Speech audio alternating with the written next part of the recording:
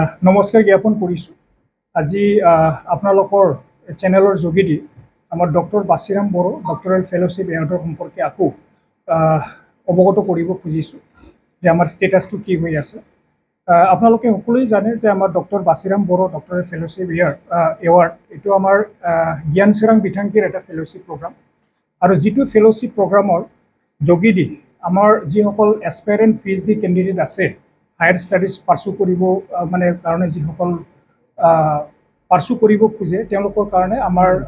BTC গভৰ্ণমেণ্টে বিশেষকৈ আমাৰ education ডিপাৰ্টমেণ্টে এই doctor Basiram Boro doctoral fellowship award এটা আঁচনি অলৰেডি তৈয়াৰ কৰা হৈছে আৰু ইতিমধ্যে আমাৰ অনাৰেবল চিফ এক্সিকিউটিভ মেম্বাৰ ছাৰে 2 অক্টোবৰ যোৱাবাৰ যেতিয়া আমি গান্ধী জয়ন্তী আমি অবজাৰ্ভেশ্যন কৰিছিলোঁ তেতিয়া ইতিমধ্যে এই আমাৰ doctor Basiram Boro doctoral fellowship award ইতিমধ্যে ছাৰে লঞ্চ কৰিছে।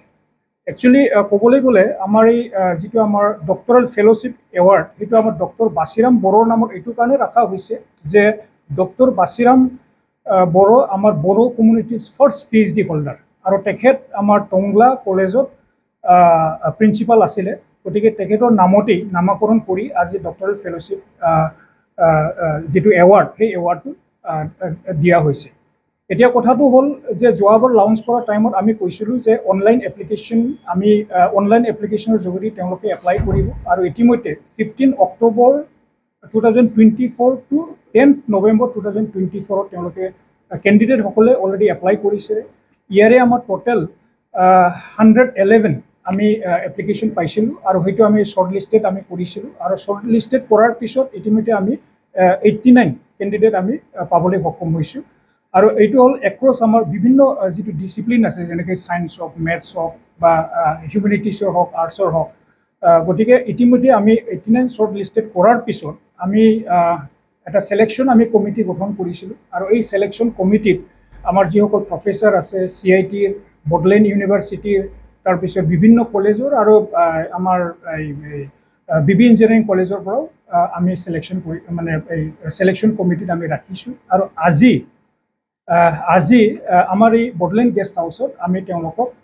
45 জন আমি আজি মাতিছোঁ আৰু অহাকালি বাকী যিকেইজন আছে 89ৰ ভিতৰত তেওঁলোকক আমি অহাকালি মাতিম আৰু আমাৰ এই চিলেকশ্যন প্ৰচেছটো এতিয়া হৈ আছে আৰু ইয়াতে তেওঁলোকে অকণমান প্ৰেজেণ্টেশ্যনো দি আছে কাৰণ আমি ভাবিছোঁ যে অকণমান কোৱালিটি যদি আমি মানে চিলেকশ্যন যদি আমি কৰিব পাৰোঁ তো সেইটোৰ কাৰণে আজি আমি বিভিন্ন মানে ইনষ্টিটিউশ্যনৰ বিশেষকৈ পায়নিয়াৰ যিটো ইনষ্টিটিউশ্যন বুলি আমি ক'ব লাগিব আমাৰ BTC এৰিয়াত তেওঁলোকক লৈ ফেলোশ্বিপ যিটো এৱাৰ্ড হ'ব ইয়াতে আমাৰ কি দিয়া হ'ব।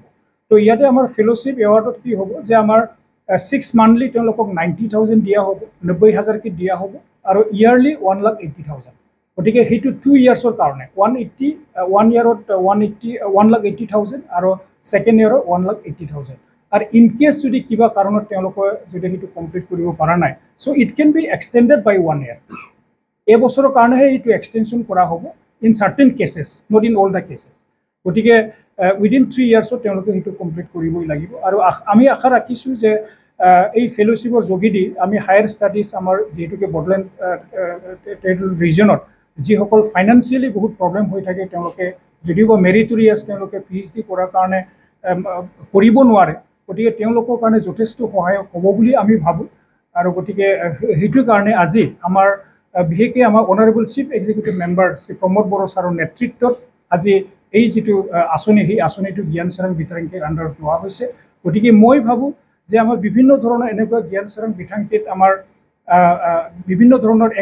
আঁচনি আছে। আপোনালোকে অলৰেডি জানে ছুপাৰ 50 হওক বা আমাৰ মানে বিভিন্ন ধৰণৰ যেনেকৈ ছুপাৰ 50ত আমাৰ মেডিকেলৰ আছে, ইঞ্জিনিয়াৰিঙৰ আছে, আমাৰ APSCৰ আছে, UPSCৰ আছে। গতিকে ঠিক তেনেকুৱা ধৰণৰ আৰু বিভিন্ন ধৰণৰ আমাৰ এক্টিভিটিছ আছে আৰু সেই এক্টিভিটিছৰ যোগেদি অকল ইণ্ডিভিজুৱেল কোনোবা এটা ষ্ট্ৰীমত নহয় বিভিন্ন ষ্ট্ৰীম বা বিভিন্ন কেটেগৰীৰ যিটো ষ্টুডেণ্ট তেওঁলোকক সহায় সহযোগিতা আমি কৰি আছোঁ। গতিকে সেইখিনি মই ইনফৰমেশ্যনটো দিবৰ কাৰণে আজি আমি টোটেল আমি 50 জন চিলেকশ্যন কৰিম। গতিকে সেইটোৱে আমাৰ ফাৰ্ষ্ট আছিলে, যদিও বা আগৰ গভৰ্ণমেণ্টৰ দিনত তেওঁলোকে PhD কাৰণে দিয়া হৈছিলে তেওঁলোকে 50,000 আছিল হয় আৰু সেইটো মানে জাষ্ট তেওঁলোকক যোনে অলৰেডি এডমিশ্যন লৈছিলে তেওঁলোকক যোনে এপ্লাই কৰিছিলে তেওঁলোকক 50,000কৈ দিয়া হৈছিলে। কিন্তু এনেকুৱা ধৰণৰ চিলেকশ্যন মানে